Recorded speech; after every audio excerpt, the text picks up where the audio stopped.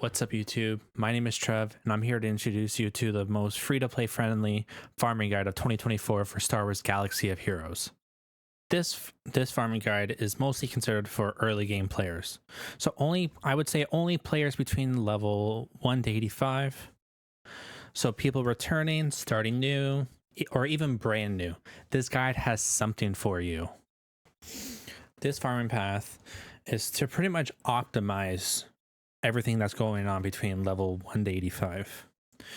Unfortunately, for the people who have already seen what the journey events are like, there will be no GLs being recommended between levels 1 to 85, mostly because those, I would consider those are either mid, or depending on the GL you're looking for, mid to late game farms that are truly not recommended for the early games.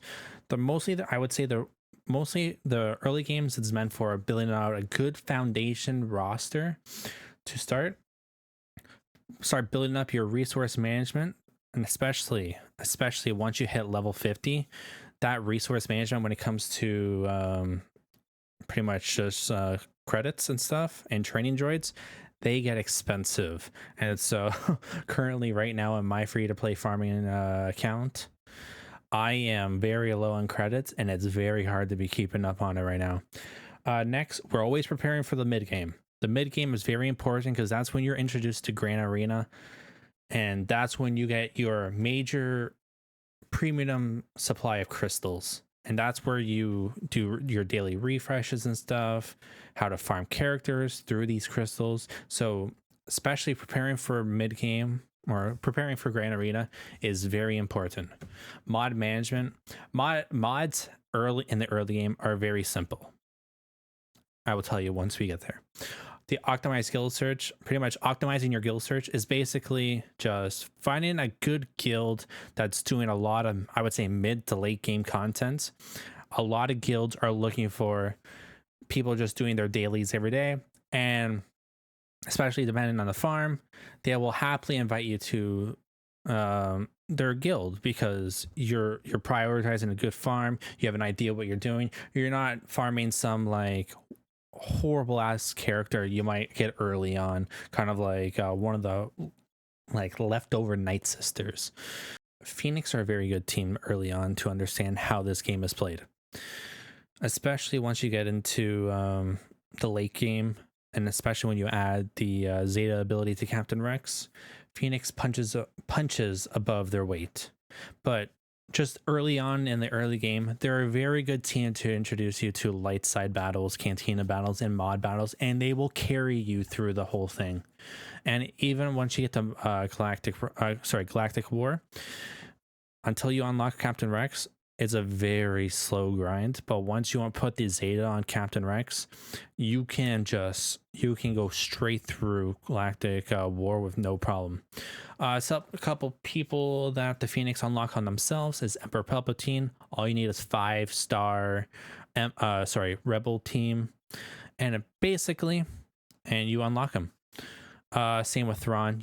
Thrawn specifically needs Phoenix to get unlocked under the journey guide. So those two people are unlocked by Phoenix, and honestly, those two are very good.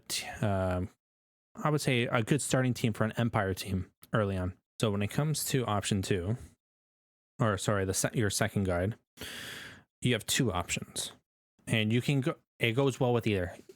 There's no wrong choice here, and honestly, I would suggest General Veers as the first option. That's why I put option 1 for him, mostly because you're given Dark Trooper and Moff Gideon at the start of the match.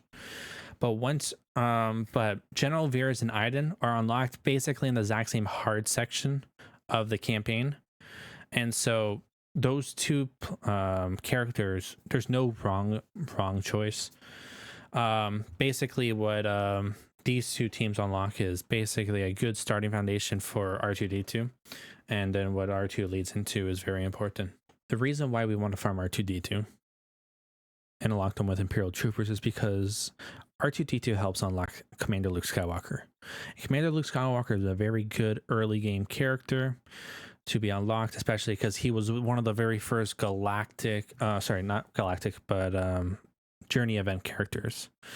All you need for Commander Luke Skywalker is Luke Farm Boy, R2, Stormtrooper Han, Princess Leia, and Old Ben. And a lot of these characters are basically given to you at the early game, and they're not a hard farm at all. However, I would say you won't be able to unlock Commander Luke Skywalker until you hit around level 78, 80-ish. Only because the very last node, you need a couple of their abilities to be maxed out on specific characters. And until then, like, I would say farm them, upgrade them to, I would say, around here. I wouldn't go anywhere past this. So after we farm CLS, we want to start working on the mid-game approach.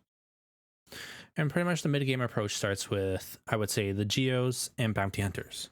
The Geos first unlock Padme, while the Bounty Hunters unlock Chewbacca. So basically, it just starts off with this. You want to start farming Phoenix. And when I say farm Phoenix, I would suggest farming all of them. Eventually, you'll get to the point where you won't actually need to use Ezra or Zeb, because you're going to be subbing in Captain Rex and Sabine when it comes to Grand Arena. And then we move over to the option of General Veers or Iden Versio for Imperial Troopers. No wrong answer there. I would suggest General Veers, but do not sleep in Iden, because she has a very important ship that's connected to her. Next, we move on to farming to CLS. Commander Luke Skywalker, R2, Stormtrooper Han, Princess Leia, Old Ben. They're pretty much useless as soon as you start farming for CLS, but that's okay.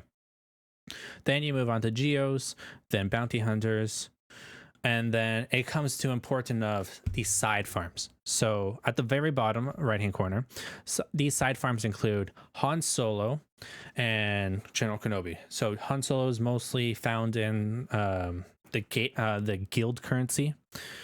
Same with General Kenobi.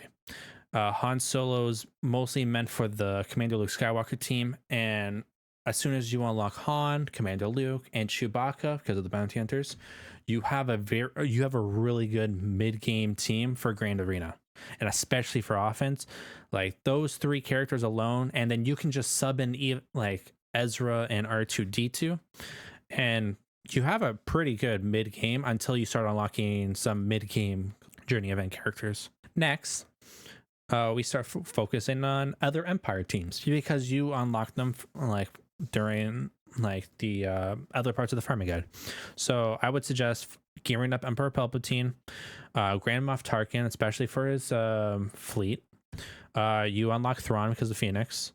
Darth Vader you unlock just by completing achievements in the game, or through the fleet store, but we'll get to that eventually.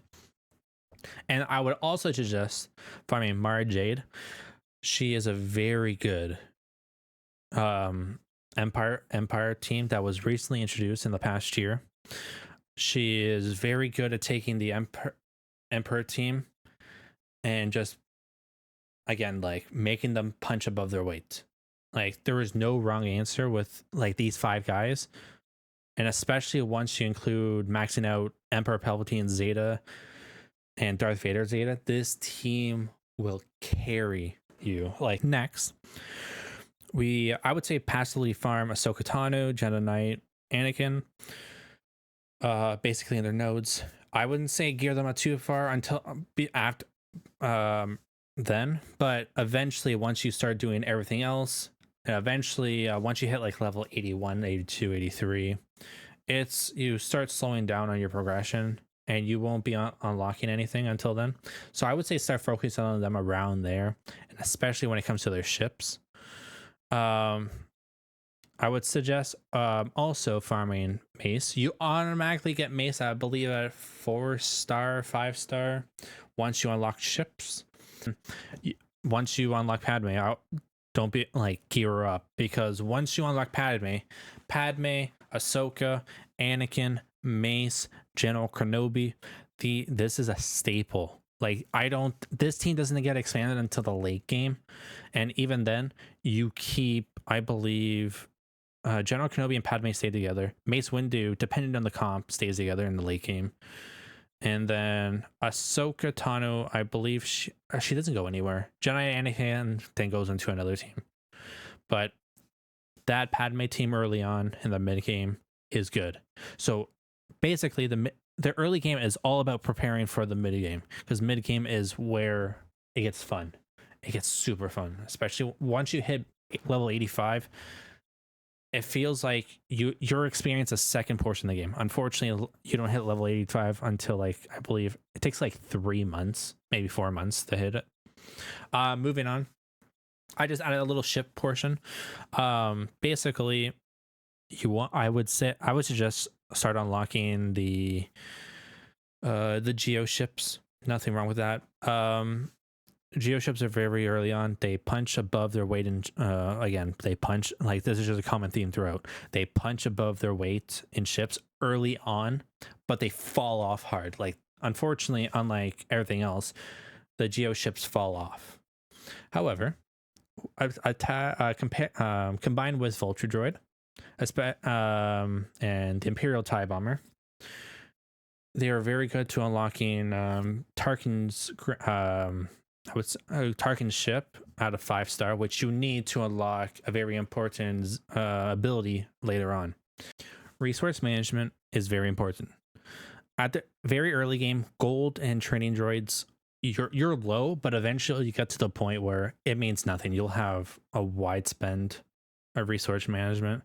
You'll have a lot of credits and a lot of training droids eventually.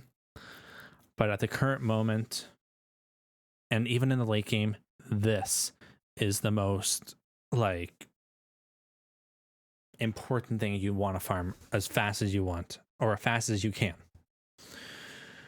Zetas are what takes a good character into an amazing character, or basically a good team into an excellent team. So good 3 starting Zetas I would recommend is mods. They are not very important. Okay, I wouldn't say not very important, but I also say they're not important until you hit like 70, maybe 80. I would say mods early on is super important. Especially because they're basically your main source of currency early on at level. So early on, so level 50 to, I would say, level 50 to maybe like 75, 71. They're your main source of currency when it comes to gold, because you constantly sell them. However, if you get any of these speed arrows, you need to keep. You need to stock up on them, because every character needs them. In the early mid game and even late game. It's not until the late game where you start playing around with the other speed or the other arrows. So basically, that is my free-to-play farming guide when it comes to Star Wars Galaxy of Heroes. This is, again, nothing. This is nothing. I would say horribly hard to understand. If you need more, maybe explanation in the bottom, again, don't be afraid to ask. I'll probably be literally my first video I ever upload on my YouTube channel that is not involving clips. So don't be afraid to pretty much comment down below, hit that subscribe button, and hopefully everybody just has a good time playing this game, because this is single-handedly one of the greatest games. I honestly, one of the best Star Wars games ever made.